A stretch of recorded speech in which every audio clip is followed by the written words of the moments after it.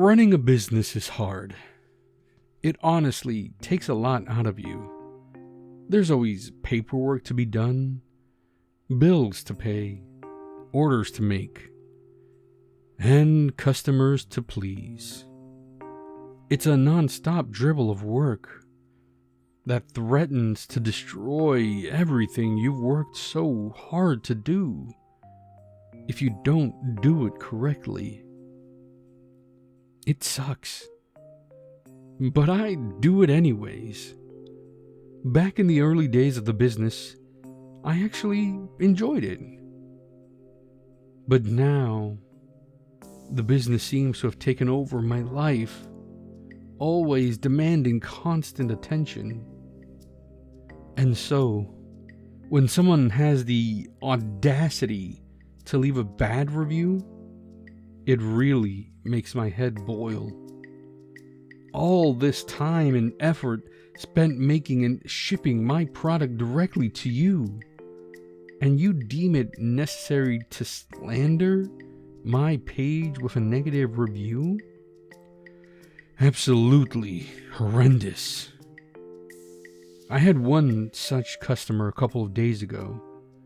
A 1-star review on Facebook, coupled with a snarky message of how they would have rather gone hungry than eat what I had to offer.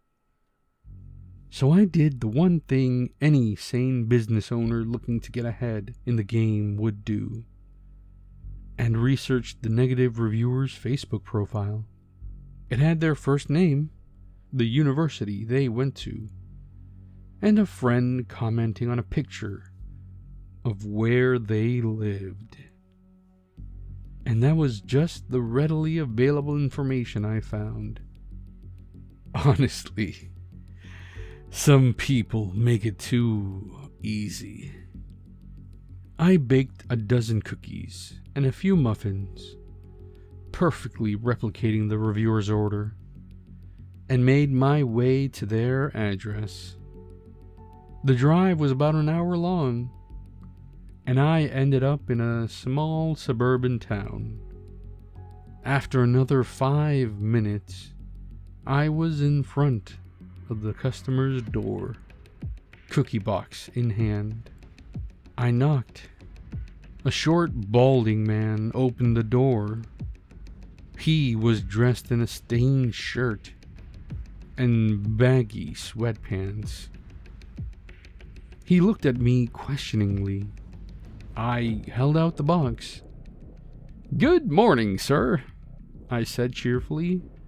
"I have recently received a complaint from you, and so I've remade your order. Customer satisfaction is my number one priority." He continued to look at me. "How did you get my address?" I smiled. "So, here's what you're going to do, sir. You're going to eat what I have to offer, and you'll like it." He scoffed. "Or what?" I shook my head. People like these are why I always come prepared. I pulled out a handgun and aimed it at his foot. One pull of the trigger later, and the man was on the floor, howling with pain. I grabbed a cookie and stuffed it into his mouth. "Swallow," I said, and aimed the gun at his other foot. He swallowed. "Well, did you like it?" I asked, and he nodded his head vigorously. "Good." I took his phone from his pocket, and after asking him for his password, changed the review to a 5-star. I smiled again, as the average rating score changed from 4.9 back to an even 5.0. 100% customer satisfaction. I hate cooking. I have always hated cooking. Therefore, I adore the pizza place downtown. I know it isn't exactly classy or whatever, but it's open 24/7, and I just enjoy the way the cheese melts in my mouth so much. I love it. I visit it twice a week, always on Mondays and Wednesdays. This Monday, it was gone, burned down, an accident. Everybody inside had perished. Forgive me for my improper language, but sometimes life just sucks. I hate cooking. I have always hated cooking. Therefore, I adore the burger place a block away. The man thinks I am a strange fellow, because I am there every Tuesday, 9 p.m. sharp. No exceptions.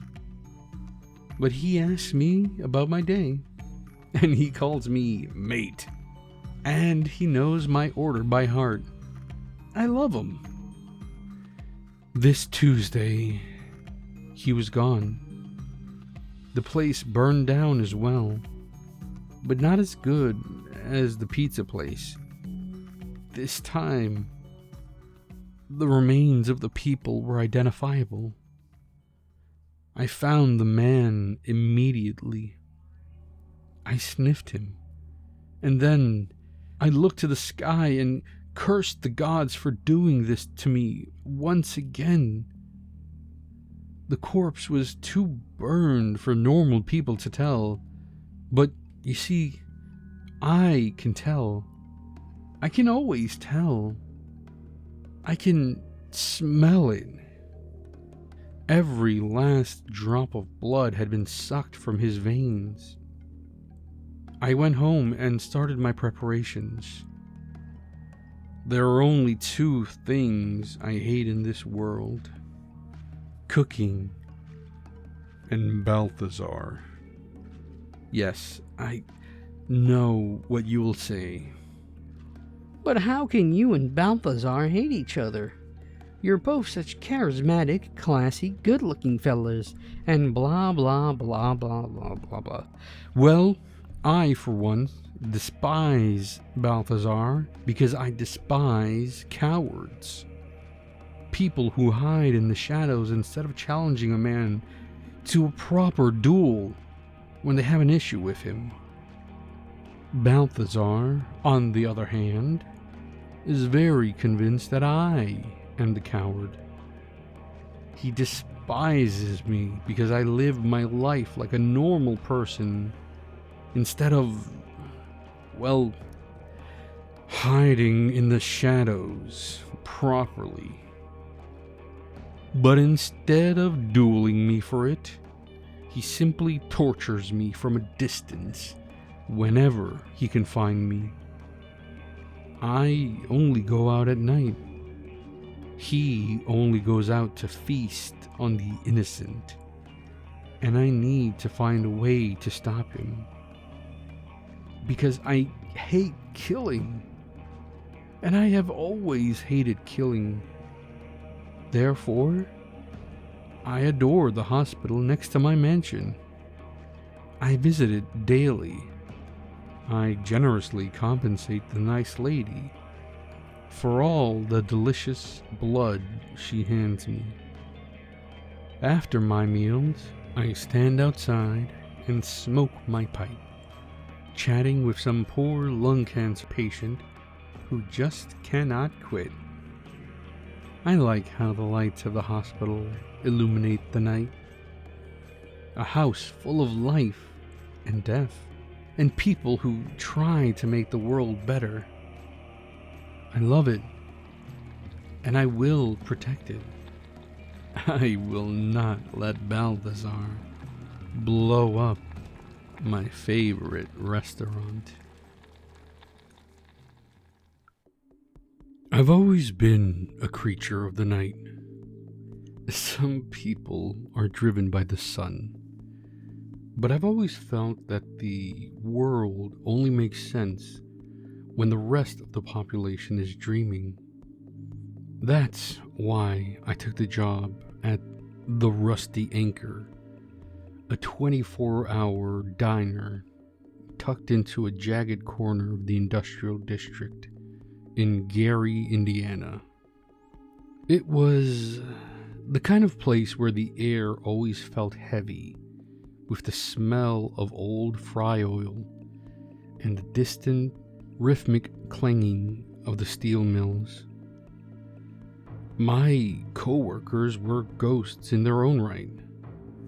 There was old Pete, who had been flipping burgers since the Kennedy administration, and whose skin looked like cured leather. Then there was me, a college dropout trying to find meaning in the bottom of a coffee pot at 4 a.m. To pass the time, we'd tell stories. Usually they were about the truckers who'd gone missing on I-65, or the lady in white who supposedly haunted the walk-in freezer. But one night, during a particularly brutal thunderstorm that turned the sky a bruised purple, Pete leaned over the stainless steel counter. "You ever hear of the hash slinger?" he asked, his voice a low rasp. I chuckled, wiping a smudge of mustard off my apron. "You mean the SpongeBob story? The hash-slaying slasher?" "Come on, Pete. I'm 24, not 6. Pete didn't smile. He didn't even blink. He just stared through the front window at the rain-slicked parking lot. "The show didn't invent that name, kid. They sanitized it. They took a story that used to keep men out of the kitchens in the 50s and turned it into a gag for kids. But the real one, the one they based it on, he wasn't a cartoon." Pete told me about a man named Elias Vane. In 1954, Elias was the fastest short-order cook in the state. He worked at a diner, just like ours. One night, a freak accident with a faulty meat grinder didn't just take his hand. It took his arm up to the elbow. The diner's owner, a greedy man with no insurance, fired Elias while he was still in the hospital. The story goes that Elias came back a week later. He had repaired himself. He'd taken a heavy, industrial-grade spatula and bolted it directly into the bone of his stump. He didn't want his job back. He wanted a final order. "The signals," Pete whispered, leaning closer. "The lights flicker. The phone rings and nobody's there. And the walls, they start to sweat. Not water, not grease. Something dark.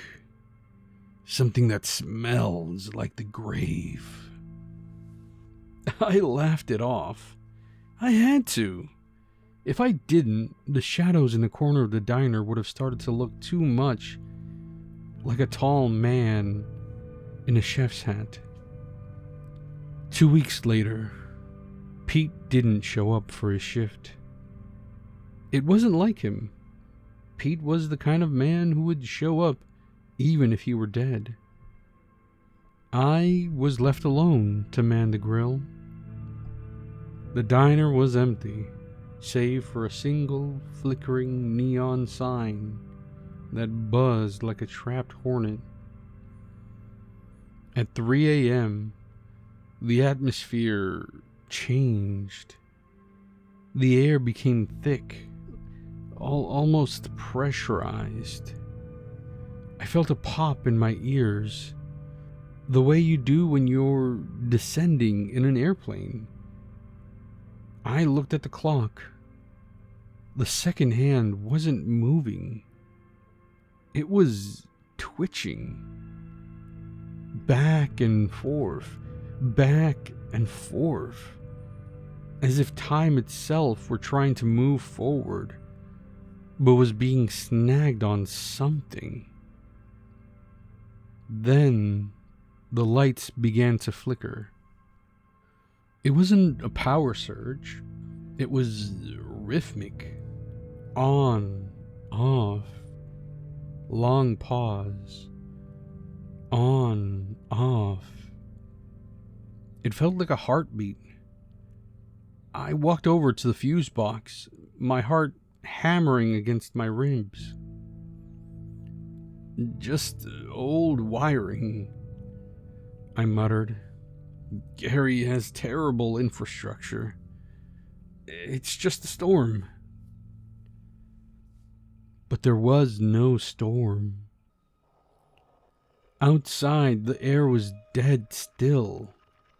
The puddles in the parking lot were like black glass, reflecting nothing. I turned back to the kitchen, and that's when I heard it. Ring. The payphone by the restrooms. It was an old school bell ringer. I hadn't heard that phone ring in the 3 years I'd worked there.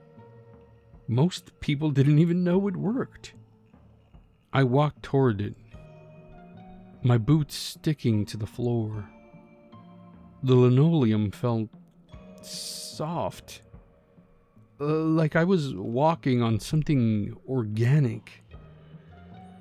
I reached for the receiver. "Hello?" I said. My voice sounded tiny in the vast, empty diner. At first, there was only static. A white noise that sounded like the rushing of a distant ocean. Then, a sound emerged from the fuzz. A wet, rhythmic thud. Thwack, squelch, thwack, squelch. It was the sound of a heavy blade hitting something soft, something saturated. "Is this a joke?" I asked, my voice cracking. "Pete, is that you? It's not funny, man." "Order for Vane," a voice whispered. It didn't come from the phone. It sounded like it was being spoken directly into my inner ear. A cold vibration that made my teeth ache. I slammed the phone down. My hand was shaking so violently that I could barely keep it steady. I ran back to the kitchen, intending to lock myself in the office and wait for the sun.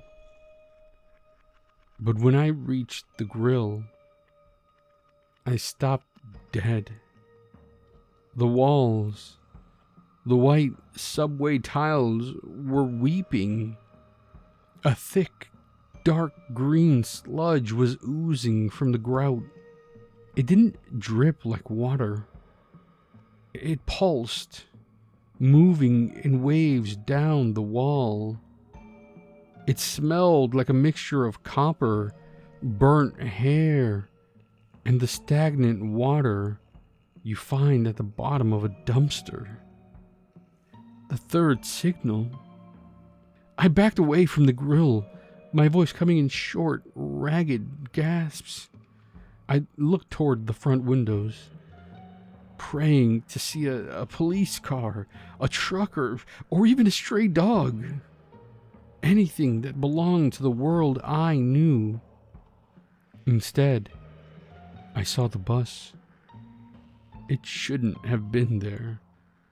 There were no bus routes that ran past the industrial district at 3:30 in the morning. It was an old, rounded-edged transit bus from the 1950s, painted a dull, rusted cream color.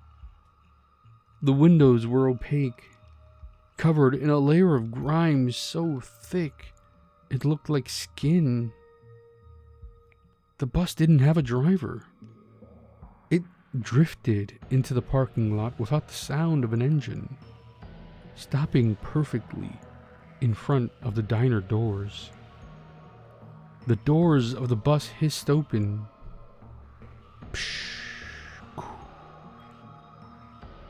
A figure stepped out. He was impossibly tall, his head nearly touching the top of the bus door frame. He wore a chef's toque that was yellowed with age, and a double-breasted tunic that was missing most of its buttons. His apron wasn't white. It was a patchwork of stains. Black grease, brown blood, and green slime. He walked with a heavy, mechanical limp. Step, scree. Step, scree. He wasn't carrying a weapon. He didn't need to. His left arm ended in a stump, and protruding from the scarred, necrotic flesh was a massive, rectangular spatula. It wasn't a kitchen tool anymore. The edges had been ground down until they were razor sharp, and the metal was pitted with rust and dark, dried matter.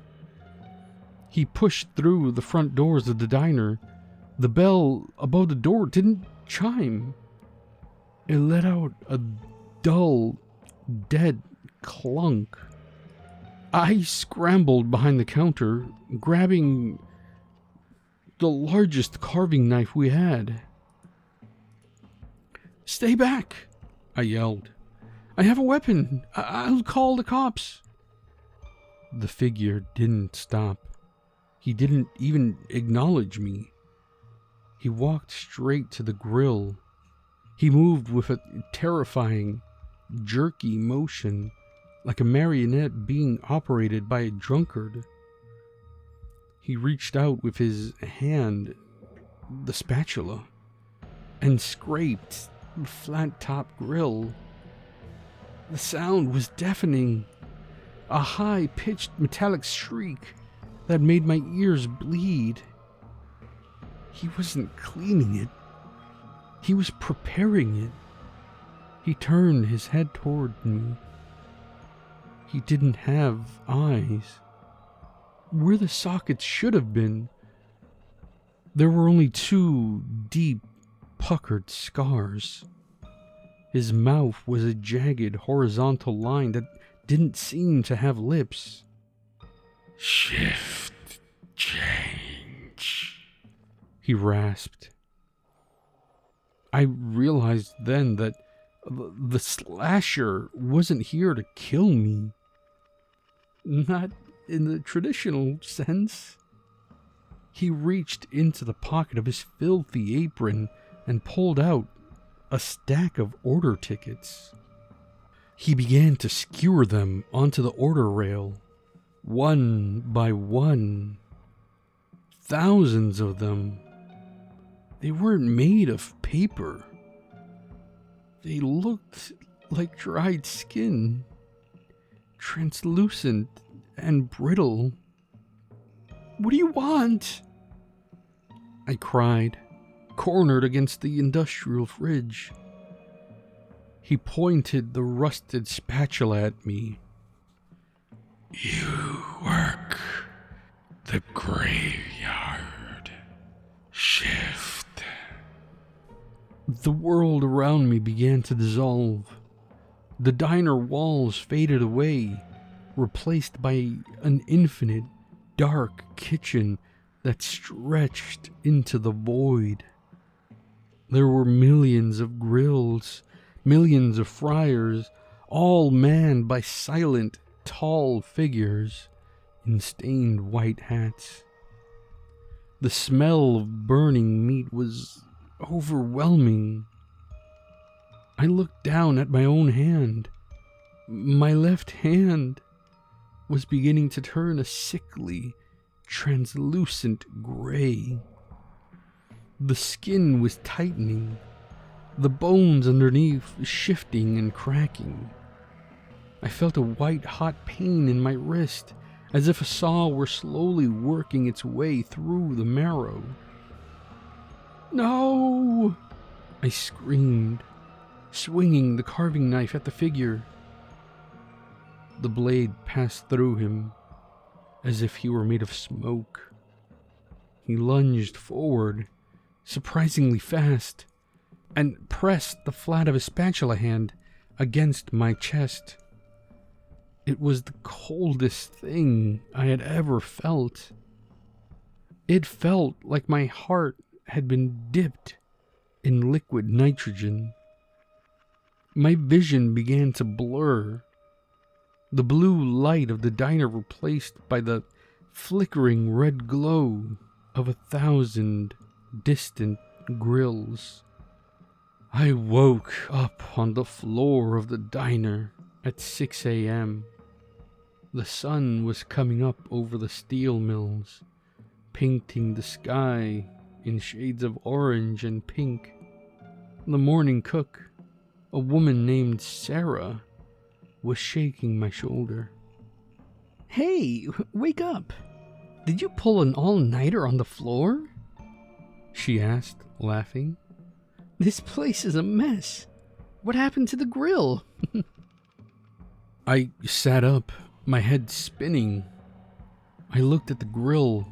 It was covered in a thick, black carbon, as if someone had left a dozen burgers to burn for hours. I must have fallen asleep, I stammered. I looked at my left hand. It was fine. No gray skin, no missing fingers. I breathed a sigh of relief so deep it hurt my lungs. "Just a dream," I whispered. "A hell of a dream." But then I saw Sarah's face. She wasn't laughing anymore. She was staring at the floor. "What's that?" She pointed. Leading from the front door to the grill was a trail of wet, dark green sludge. And sitting on the counter, right where the slasher had stood, was a single rusted spatula. It was bolted to a piece of what looked like human bone. I quit that day. I didn't even go back for my final paycheck. I moved 3 states away, took a job in an office, and vowed never to step foot in a diner after midnight again. But it's been 6 months, and the dreams haven't stopped. Every night at 3 a.m., my bedroom lights flicker. Last night, my cell phone rang. It was an unknown number. When I picked up, all I heard was the sound of a blade hitting a cutting board. Thwack, squelch, thwack, squelch. And this morning, when I looked in the mirror, I noticed a small circular scar forming on my left wrist. It looks like a bolt. The bus is coming back. And I think this time, the order is for me.